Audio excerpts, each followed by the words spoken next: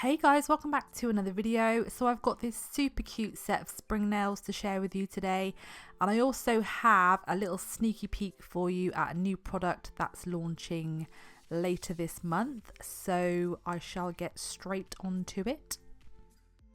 So here is your sneaky peek. This is the brand new Dixie Plate Spring 01. Now this is released in a couple of weeks. I'm not sure I'm allowed to share the exact date yet, but I will pop it in the description box once I'm allowed to do that. So as you can see, this is a layering plate. Kate had so many requests to do a layering plate and she has delivered. So on here you're going to see sort of the same image replicated, and that's basically because you can layer up the image and create like a final image that will look like a decal that you've colored it in, but it takes that effort away. It's just so easy to use. So I'm going to go through the plate and I'm going to share with you how to use it, what's the best stampers, etc. So taking this butterfly image as an example, you've got 4 images here. So you would stamp this one first, then you would stamp this one over the top, this one over the top of those, and then this is your final outline image to create a complete butterfly. And then on this next section down, there's some beautiful flowers, and they are separate on some of them, so you can tailor the stems and the leaves in different colours. I love this dragonfly over here, so you would stamp the body in a different colour and then stamp the outline over the top. Over here we've got some cute ladybirds, so you would stamp the body, then you would stamp the wings, and then you would stamp the dots. This flower down here is actually one of my favourites. Like, that'd be so cool, like a gradient pink and purple or something, and then a white over the top maybe, and then a black outline. That would look so cool.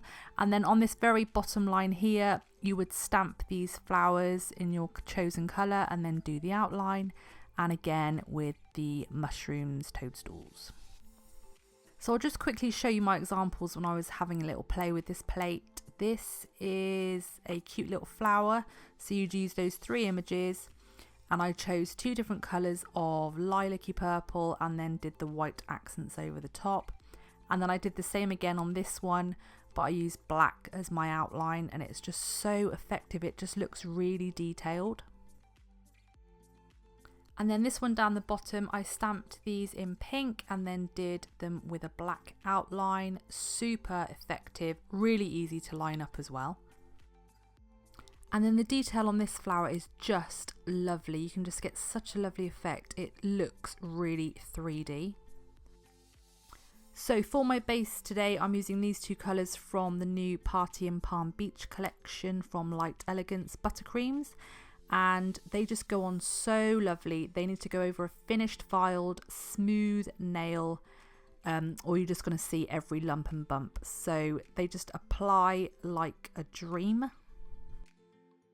So I just wanted to talk quickly about stampers. You will need a clear stamper for this layering technique, obviously, because you're going to need to look where you're placing those images. So I've got 2 examples here, and they're both used differently. So this is the Dixie Plates Big Red, and this is the Dixie Diamond Duo. So you do use these slightly differently, and it is all about technique with clear stampers.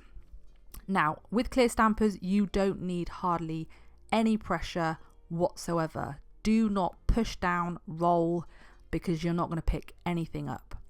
So this is the Diamond Dixie Duo, and here I'm just showing you what not to do. It is all in the wrist. You really need to swipe this across your image really lightly. It's just a real light roll, and the quicker the better, and you will get a great image every time. With this one, it's all about kissing. You need to put this over the image and just kiss your plate, and you will pick up the image. If you push down too hard, it's not going to pick anything up. Just ever so slightly tap and kiss that plate, and you will get a perfect image every time. So I really hope that's helped with clear stampers. You also need light pressure when scraping. I find these really flexible ones the best because quite a lot of the images are open spaces, so you don't want your scraper to dig into that polish. These ones require really light pressure, so it glides over the image, leaving the polish inside.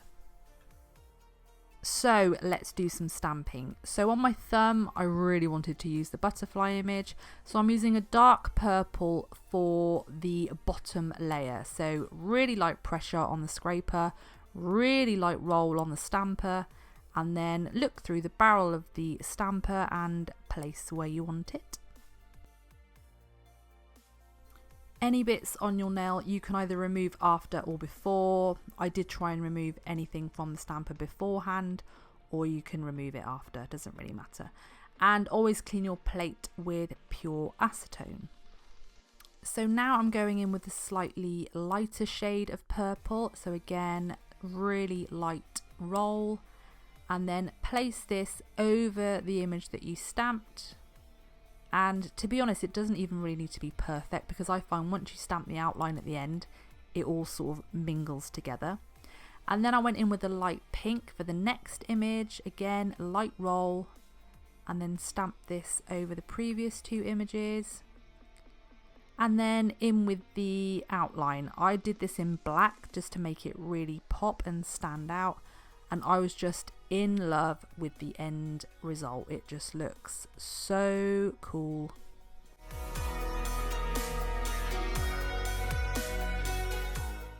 So then I stamped this flower here. Now, as you can see, this image has two sections. Now, I've got a little hack here that I think will make it easier for lining it up. I'm actually going to stamp the outline first in white, so a really light colour, but just so I can see what I'm doing. And I'm going to stamp this first, and this is going to be my guide as to where I'm going to put the layering images.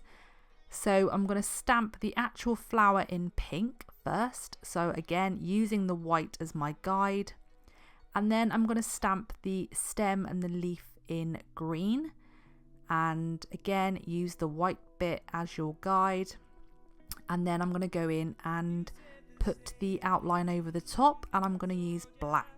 So by the time it's all finished, you won't really see the white, but it's just there to act as a guide.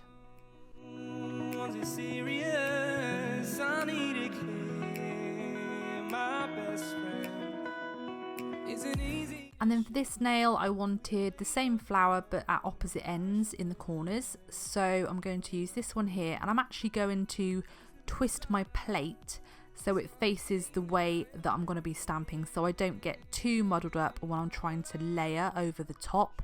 So I don't have to twist my stamper, I just turn the plate so it's facing me the way that I want it to go. So I did a dark purple in the top corner and then outlined it in white just for a subtle look. And then I'm going to turn my plate again and have it facing the opposite way. And I'm going to stamp in a lighter purple down the bottom and then white as my outline again.